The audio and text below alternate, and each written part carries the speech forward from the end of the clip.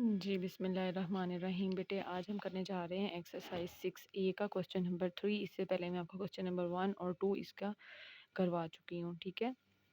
अब बेटे इस क्वेश्चन में भी इक्वेशंस ही हैं और वो आपसे यही कह रहा है कि solve each of the following equations. लेकिन इसमें थोड़ा सा डिफरेंस ये है कि पहले हमारे पास लाइक टर्म्स नहीं थी, अब हमारे पास लाइक टर्म्स है। लाइक टर्म्स बेटे वो टर्म्स होती हैं जिसके अंदर वेरिएबल सेम होते हैं। देखिए यहाँ पे एक टर्म हमारे पास जो है वो है 3x जिसके अंदर x है, और एक और टर्म है -8x जिसके अंदर भी x है। यानी कि जब हमारे पास सेम वेरिएबल्स होंगे तो इनको हम लाइक टर्म्स बोलते हैं।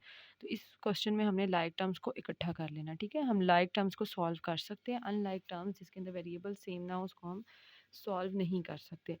तो यहाँ पे मैं 3x के साथ -8x जो है वहाँ जाके क्या हो जाएगा +8x, क्योंकि देखें दरमियान में इक्वल का साइन है और -8x इसके इक्वल के इस साइड पे मौजूद है। तो इसको हम उठा के दूसरी साइड पे लाएंगे तो ये प्लस हो जाएगा। इक्वल का साइन यहाँ पे 4 अपनी जगह पे ही पड़ा रहा, ठीक है, ये चेंज नहीं हुआ। और -7 यहाँ से उठ के दूसरी साइड पे आ गया, ठीक है, क्योंकि इसने 4 के पास जाना है, ये उसके साथ जो है ना वो सेम है। -7 है वहाँ जाके +7 हो जाएगा, ठीक है। तो 3 + 8 आपके पास हो जाते हैं 11x, ठीक है। और 4 और 7 भी आपके पास 11 हो जाते हैं, ठीक है। अब आप x को अकेला आइसोलेट कर दें, यहाँ पे 11 है, 11 यहाँ मल्टीप्लाई हो रहा है, यहाँ की ये डिवाइड हो जाएगा। 11 को आप कट करें तो इट विल बी 1। तो ये आपका आंसर है, ठीक है। करना आपने सिर्फ इतना है कि आपने लाइक टर्म्स को इकट्ठा करना है। लाइक टर्म्स का मतलब कि सेम टर्म्स जो हैं, ठीक है ना, जिनके वेरिएबल सेम हो या कॉन्स्टेंट्स हो, तो कॉन्स्टेंट्स को इकट्ठा कर लें तो ये भी लाइक हो जाएंगे, ठीक है, इस तरह से। अब हमारे पास इसका है पार्ट बी। जी, पार्ट बी में आपके पास है 4x - 10 इक्वल्स 5x + 7, ठीक है।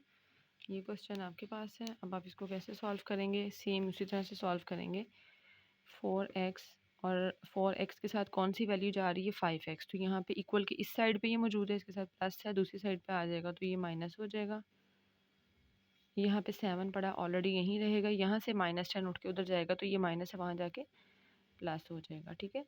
4 - 5 कर दें तो आ जाता है आपके पास 1, और दोनों में से बिगर जो है वो वैल्यू है 5। 5 के साथ माइनस का साइन है तो हम यहाँ माइनस लगाएंगे, -1x। 7 और 10 को प्लस कर दे तो 17, दोनों में से बिगर 10 है, 10 के साथ जो है वो प्लस लगा हुआ है तो प्लस इसके साथ आएगा, नहीं भी लगाएंगे तो it's okay.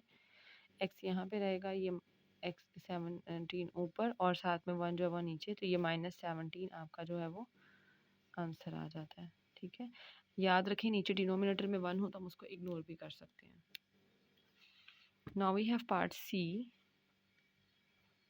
30 + 7y equals -2y - 6, ठीक है जी। क्या करेंगे आप, जी लाइक टर्म्स हमने इकट्ठी करनी होती हैं बेटे। तो इस साइड पे मैं 7y को होल्ड कर लेती हूँ। 7y के साथ प्लस का साइन है, जिस भी वैल्यू का साइन आप देखेंगे वो उससे पहले चेक करेंगे। तो ये वाला प्लस जो है ये 30 का नहीं है बल्कि ये 7y का है, और इस 30 का साइन इससे पहले है जो यहाँ पे है, जो आपको नज़र नहीं आ रहा है, इनविजिबल है, वो है प्लस, ठीक है। 7y इधर ही रहेगा, यहाँ पे -2 है y है, वहाँ जाके ये +2y हो जाएगा। इक्वल का साइन -6 अपनी जगह पे, 30 यहाँ प्लस हो रहा है, वहाँ जाके ये माइनस हो जाएगा, ठीक है। जब हमने अरेंज कर लिया हम इसे सॉल्व कर सकते हैं। 7 + 2 9y equals minus minus plus 36 हो जाएगा प्लस होके, और दोनों में से बिगर वैल्यू कौन सी है 30। 30 के साथ माइनस है तो यहाँ पर भी माइनस लगेगा, ठीक है ना। y इक्वल्स टू -36/9, ठीक है। अब आप इसकी कटिंग कर लें तो 9 1 ज़ा 9, 9 4 ज़ा 36 आ जाता है, ठीक है। y इज इक्वल्स टू -4 इसका आंसर। नेक्स्ट हमारे पास इसका पार्ट डी है, ठीक है। पार्ट डी है आपके पास 2y - 7 इक्वल्स टू 7y - 27, ठीक है।